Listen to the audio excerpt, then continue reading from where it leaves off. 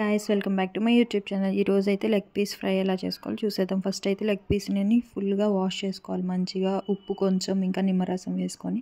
ఆ తర్వాత కొంచెం అల్లం వెల్లుల్లి పేస్ట్, కారం, పసుపు, ధనియాల పొడి, ఇంకా గరం మసాలా, ఇంకా చికెన్ మసాలా, ఇంకా కొంచెం ఉప్పు వేసుకొని మంచిగా మిక్స్ చేసుకోవాలి.